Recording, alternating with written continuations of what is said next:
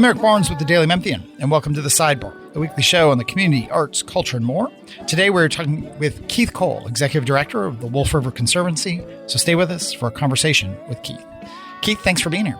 Thank you, Eric. It's been always a pleasure. Too long, and it's in part because I got behind or I got distracted or something, so we haven't sat and done this or over on WKNO on Behind the Headlines in a while. And you're retiring, and as this airs, tomorrow will be your last day after 12 years. That's right. That's right. Actually, 13 years. 13 years.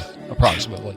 So it's pretty remarkable, like where the Wolf River Conservancy was. It was doing cool things.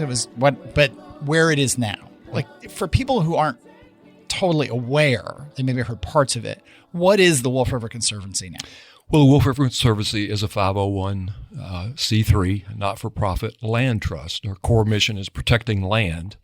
Many of your listening public will know us as the Wolf River Greenway Builder, but we are a land trust devoted to protecting and enhancing the Wolf River and its watershed as a sustainable natural resource. Most of your listeners are very familiar with the Memphis Sand Aquifer. Yeah. And much of the land that we protect in Fayette County helps protect that aquifer recharge area. But we have been very fortunate over the past 12, 13 years with a very engaged board of directors, very generous donors. We have a good mission and a good work that helps the community, and fortunately the community is open to helping us. And the Wolf River runs, so if people have been downtown on Mud Island and the park there at the north end, it's hard to see. Right. It's one of the things that kind of both makes the Wolf River great and is kind of limited. I mean, it was able to be forgotten because it's actually hard to see. But if you go down near if you're at Greenbelt Park, go to the north of Mud Island, don't turn and head out, but you go down there and there's that parking lot. That's where the Wolf empties into the Mississippi. That's and the it reaches all the way to Ghost River. People have heard of. Well, probably, sure, yeah, and beyond. Starting out east and working west, Eric, the Wolf River begins in Benton County, Mississippi. In an area we call Baker's Pond, which is part of the Holly Springs National Forest. Actually bubbles up from the ground. You can go out there and see it. It bubbles up from the ground. We've done tours out there before to show people this. It's about 110 miles long. It flows out of Benton County into Fayette County through communities many of your listeners are aware of, Moscow and Piperton, LaGrange.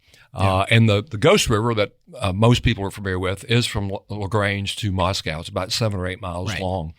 And why that's important, the Ghost River, when we talk about land conservation, that's kind of an abstract thought for a lot of people. Right. Yes. And frequently I will say, how many people, if I'm speaking to a group, how many people have paddled the Ghost River? And a good majority have. And I'll say, well, if we, as a group, had not saved that section in 1995, we helped raise $4 million to save that 8-mile stretch. It wouldn't be here today. You wouldn't see it like you see it. Yeah. So that puts it in perspective. The other part of the river that people will see is from 240, from the north end of the loop. There are parts where maybe an overpass or you drive by and the Walnut Grove. Yeah. You'll see these little glimpses of it. But in fact, it's this beautiful river that runs all the way through Memphis. And you all are both preserving the land around it. I mean, you can talk about how many acres, and then also building, which maybe more people have heard of, but it's interesting how it all interacts. Building this greenway, this 12-foot wide path, not unlike the Green Line, but this one is going to wend along, is beginning to wend along the river, and it is 12 to 14 miles or today we have about 14 miles open. Pleased to report we should have about 8 more miles under construction next year. Next year is going to be a big year for us. Yeah. What many of your listeners don't know, it's long been forgotten. In 1970, the urban wolf, and we call from downtown Memphis to about Germantown, we call that the urban wolf. Oh, okay. Everything east of that we call the upper wolf. I actually thought urban wolf was like a thing or like a bar. I totally didn't relate it to the river. It could be. That's a good really name. On me. I or like like a it. band, like a 70s knockoff, band. Nickname. Anyway, sorry. Keep going. Urban wolf. I like that. But that section, that 22-mile section in 1970 was declared a dead river. And so the folks that eventually created the Wolf River Conservancy or founded it in 1985, as they were creating the Wolf River Conservancy to be a land trust to protect land, they also came up with this notion to build a greenway and what we call a linear park along the urban wolf protecting the land on both sides of the river to help protect the water and to bring the health of the water back. So the Greenway really supports our overall conservation mission. Yeah. Many people don't think about that, but it does. Yeah. And in the path exposing more and more people to this river that is unseen. Right. I mean, that you can be in the heart of a big urban area and go behind some trees and down a hill, and then you're completely removed. Last year, we estimate about 300,000 people used some section of the Wolf River Greenway during a 12-month period. Keeping in mind, as you mentioned, downtown and Harbor Town, we have about 1.5 miles open. We have a section in Raleigh that we call Epping Way. It's about 130 acres that the Conservancy owns. It's a park-like setting. It's not a park, but it's a park-like setting with a 25-acre lake. Kennedy Park, we have a section. And then way out east, we now connect off of Walnut Grove, connecting to the Shelby Farms Green Line. So about 14 plus miles open. So depending on where you live in the city, the Greenway means different things to you. Yeah.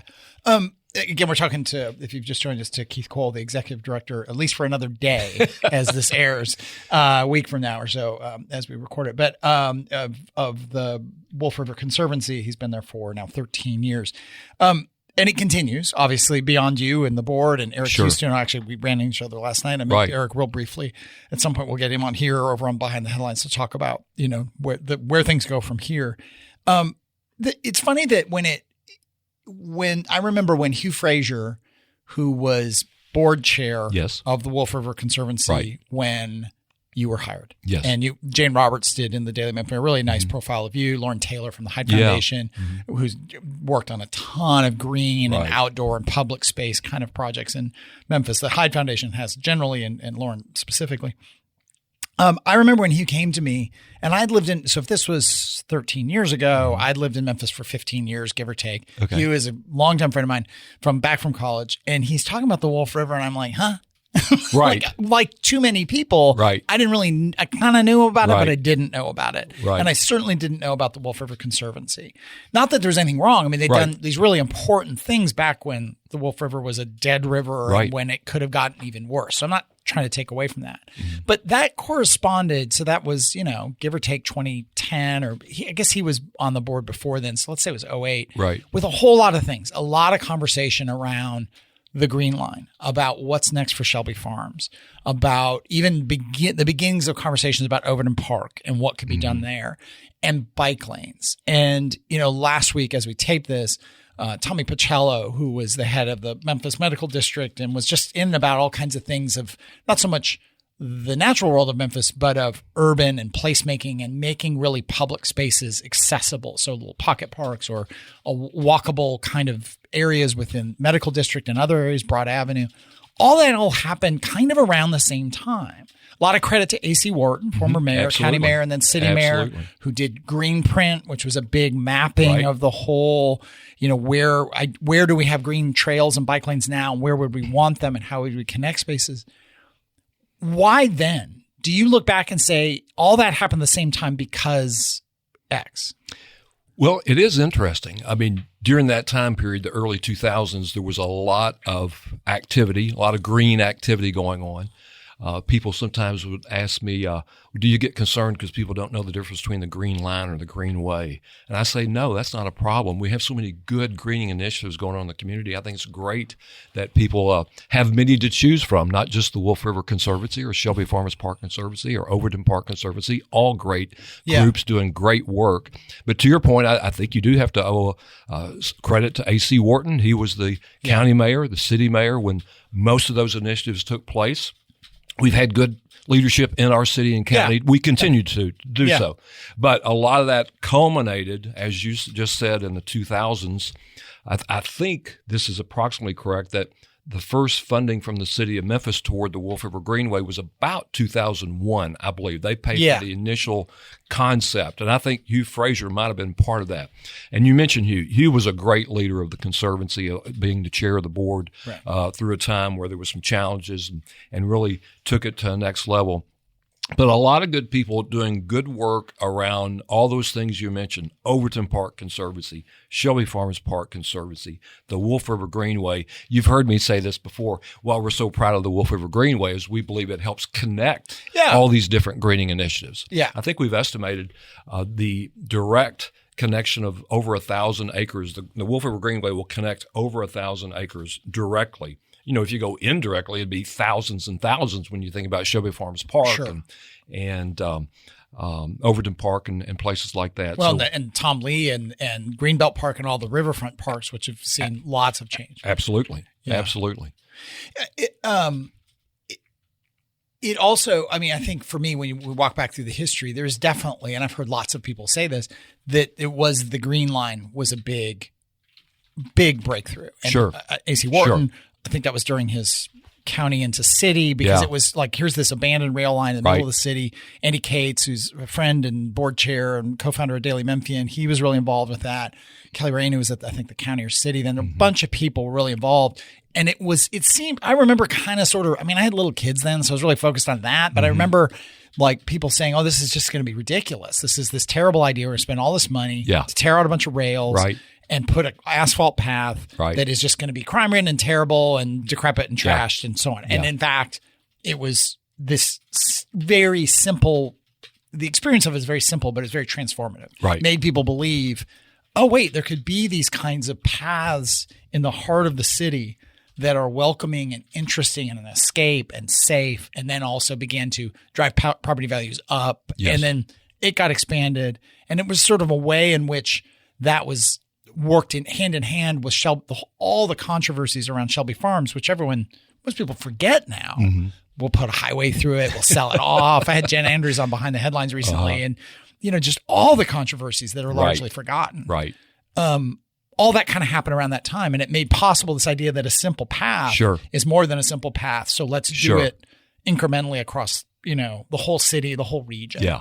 Even though the Wolf River Greenway predates the notion to build a Shelby Farms Green Line, Shelby Farms Green Line got asphalt on the ground first. They were the pioneers. I mean, you hear the stories about the concerns about crime and all those kind of issues. It's been just more or less the opposite. And I think I've seen published before that real estate values along the Green Line or the Greenway are 10 to 15% higher than other areas. So there's a lot of benefits: transportation, economic, certainly recreation, certainly health.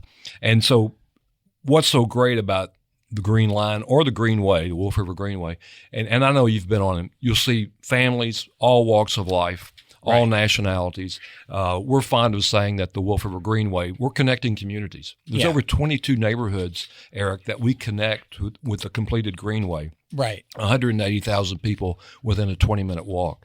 170 bus stops within a quarter mile. I mean, there's all these benefits people don't think about. And as we know, transportation is important in our community, as it is important in so many communities. But we have some challenges, certainly for lower income people, to be able to communicate, to travel around the city efficiently and effectively. So we think our project can help in some way in doing that. Well, and the parts of the Greenway go up into Fraser, right? I mean, they go, this is without a doubt, it's going to hit all the parts and pieces of Memphis. It's not going to hit all of Memphis, but it's going to hit an incredibly big swath of Memphis. And then there's all this kind of radiant development off that path, right? I mean, to go to Fraser, where I think the path will be, they're redoing the library there. There's new housing going in. There's expansion of public spaces. It's just beautiful. It's really incredible. It's like hand in hand, chicken and egg. But in this case, I think certainly the fact that the trail is going to go through there, the Greenway, am I saying that right? The Greenway trail is going to go through there was like, that's symbiotic with, well, let's do other investments there. We have a leg of the Wolf River Greenway that travels north on North McLean. It meets the intersection of James Road and McLean. That's Rodney Baber Park. That park's going through a multi-million-dollar renovation, if you will. Across the street's the new library that's being built. There's new homes on that intersection, too, and I think there's 12 or 14 more new homes slated to be built in that area. So, it's all coming together there. And it's just a good example of where putting resources in an appropriate place can really generate, again, a number of different benefits. Yeah. We're talking with Keith Cole, who is the retiring executive director of Wolf River Conservancy. Let me take a minute, though, and do some housekeeping. Remind everyone, this is The Sidebar. It airs on WYXR 91.7 every Thursday at 11:30. We talk about the community, arts, culture, everything in between. It is also one of many weekly podcasts we do at the Daily Memphian. We have a podcast version of Behind the Headlines that we do with the good folks at WKNO. Bill Dries and Sam Hardiman do various interviews, podcasts, not necessarily regularly, but on the record. We did a lot during the election recently. I'm sure we'll get back to that as we get into the new administration and the new city council. We also have the Memphis Grizzlies podcast that Drew Hill and Chris Harrington host. The Memphis Tigers podcast we brought back. Greg Gaston, radio host, is a part of that, along with our various Tigers writers.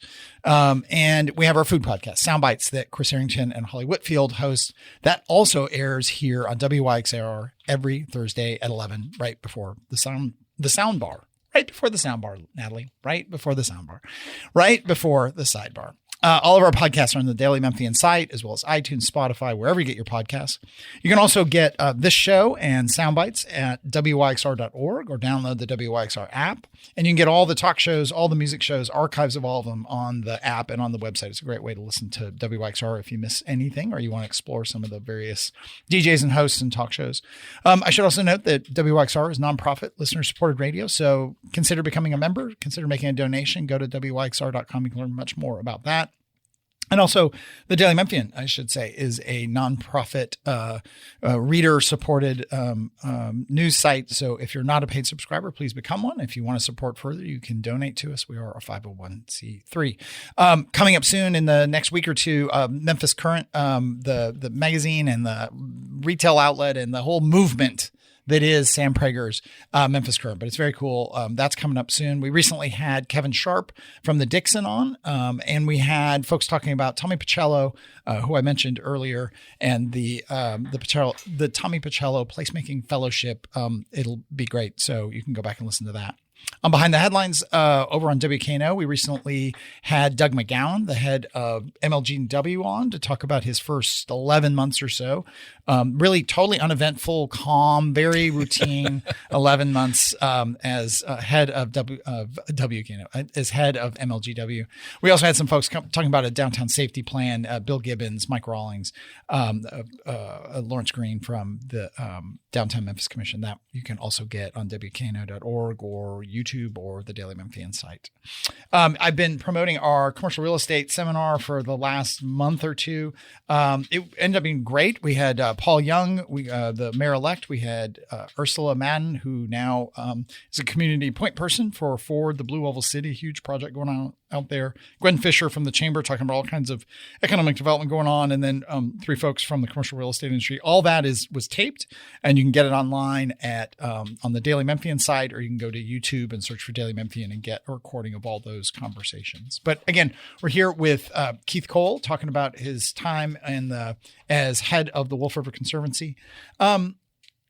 You had a completely natural segue that this was the culmination of your career as a Blockbuster Video franchisee. Very natural. From that to this. It totally makes sense. Very natural. Yeah. Well, I was in the Blockbuster Video business. I hope most of your listeners I know we remember sound them. old. But there was a concept, a retail Natalie, concept. did you go to? Let's go bring in Natalie. You did go to. Okay. Oh, good. Yeah. Good, okay. You remember Blockbuster? Good. Yeah, we did have a kids section. We had a kids section. But yeah, I was fortunate to be involved in that business for about 20 years. It was a great business, just a great industry to be part of. And when we sold the business, we were fortunate to do that. And I had a 2-year consulting agreement. I would tell my wife that I was semi-retired, and she said, "No, you're semi-employed." And so, so I started looking for new opportunities. And fortunately, I'll be very honest with you, the late George Cates played an important role. I didn't know that. Yeah, it was George. He was on, and Jim Gillen, late Jim Gillen Sr. Yeah. Both of them were on the search committee, and I knew both of them independently of each other and independently of the Wolf River Conservancy. And so working with that search committee and working with those people and seeing people like a Hugh Fraser and Tom Rame, others that were associated with the Conservancy, the quality of people, it was interesting. And what really won me over, Eric, was a good friend of mine who knew of the organization as well. And I was looking at other opportunities. He said, the Wolf River Conservancy is a very entrepreneurial opportunity for you. You can make it whatever you want to make it. Yeah. And we've kind of done that. When I joined, I didn't know anything about nonprofits. I didn't know anything about raising money. Still don't know a lot. But we just really took the approach of, let's talk to our donors. Let's be honest with our supporters.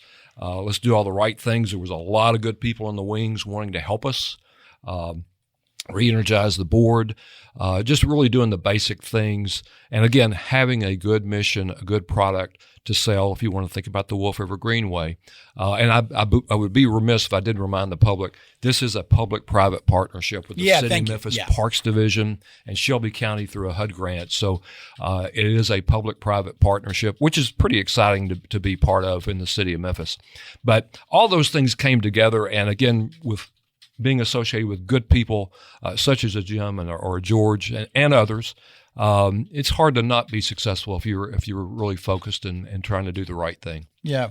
And you all have raised, you said you don't know much about fundraising, but you all have raised $62 million. Yeah, in public-private money, about $62 million we've garnered to date. Most recently, and I think this has been published in the Daily Memphian before, a $10.3 million direct appropriation from the state of Tennessee to complete what we're calling the critical link from Kennedy Park east, and we will be connecting on the west side of the Shelby Farms Green Line. So today we connect on the east side, but where that plaza is, we refer to it as a plaza, we will continue to go west and north from there, connecting to Kennedy Park. Yeah. So we call that the critical link. That's 5 miles. It's a critical link that will be connecting that's going to be so important. And the state of Tennessee is helping us make that happen. And the cost with this, because I imagine there's some people saying, well, oh wow, I mean, it's just a asphalt path. Why does it take $10 million? But well, the humorous thing about that, going back to some ancient history, one of the early articles, the first board president,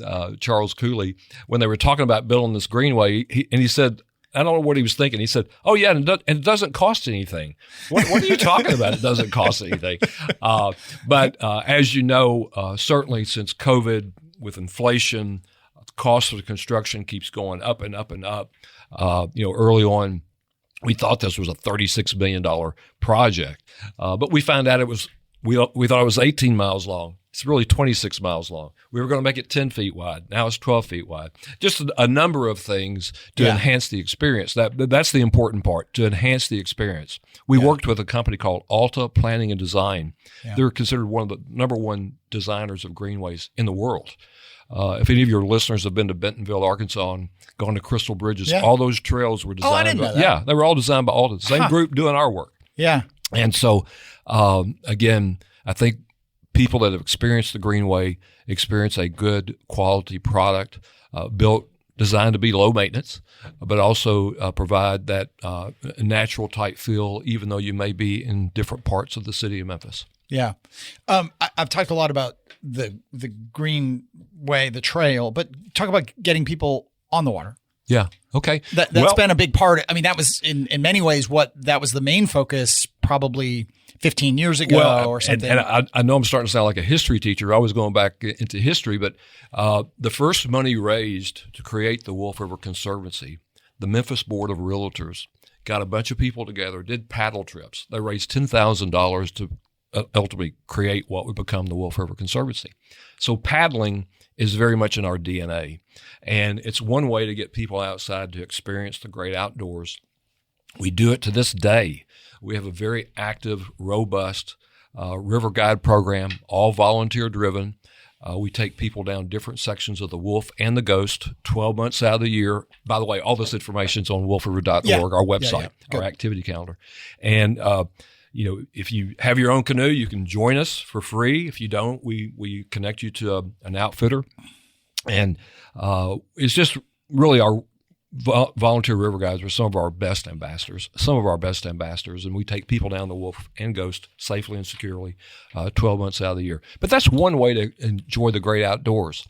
I like to use an analogy, too, that, if you're driving your car down the street, you really don't probably see the litter along the side of the road. But if you're running or if you're riding a bike, you're going to see it. So being closer to nature gives you an appreciation for that. Yeah. And when we do service projects with kids and do litter pickup, one of the things we like to share on the front end is, as you're picking up this litter on a broader scale, just think that you can be part of the solution, not the problem, by recycling appropriately and those types of things.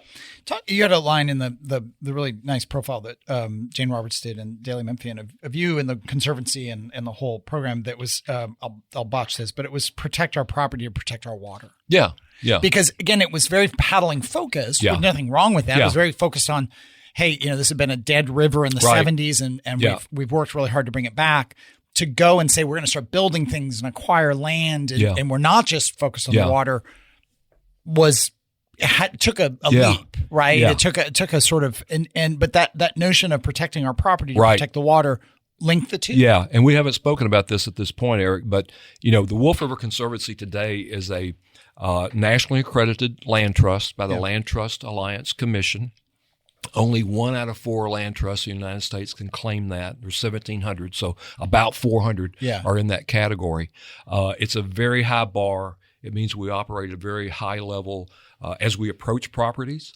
It means we have a strategic conservation plan. Yeah. Our director of conservation, Ryan Hall, to get his master's at Clemson, his work was around and this is a combination of science and GIS and statistics, creating a strategic conservation plan for the Wolf River watershed, which is 522,000 acres, by the way, the same size as Smoky Mountain Great National Park. So it's a large watershed. So we have prioritized 10,000 land parcels within the Wolf River watershed based upon a variety of factors, all designed to protect water and wildlife. Yeah. And so as we approach lands today, when we present them to a lands committee, we'll say this ranks number 100 or 500. So instantly our board members know how important it is or not important it is based upon that ranking. So strategically protecting land is what we do. That doesn't always make headlines, but I was just listening to something on the way over about the value of 1 acre of wetland. I'd ask your listeners to Google that to better understand what 1 acre is worth, because we have protected by the end of this year about 20,000 acres of land. In the Wolf River watershed total, there's about 65,000 acres protected. So there's other groups doing this kind of work, TWRA, TDEC, but we're solely focused on protecting land in the Wolf River watershed to protect water and wildlife. I'm glad you got all that in because I was just focused. I mean, there's so many parts and pieces to this. Sure. We're pretty much out of time. What's next? Well, I'm fond of saying it'll be a new chapter. Okay. And then the next question usually is, but what is it? I said, well, Eric, you'll appreciate this. I don't know because I haven't turned the page yet. So we'll have to wait and turn the page. That's good. And then I always try to ask people at the end of the show, what was the first concert they attended? Oh, Steppenwolf. Nice. Mid-South Coliseum. Yeah. That's a good one. Yeah. It's got to be a first. They were 3 hours late. Were they really? That's funny. 3 hours, but no one cared. No, it was a different time. Well, give or take, what year was that, do you think? It was 1969. Yeah. Yeah. Wow, Natalie wasn't born yet. Yeah. I was only a year old. Okay. That's not funny. All right. Keith Cole from the Wolf River Conservancy. Thanks for everything you've done. Thanks for your successful 13 years. And again, all those things continue. So you know Steppenwolf. Yeah, I do know Steppenwolf. I do. Natalie probably doesn't. But that is all the time we have this week. We will see you again next week. Be good.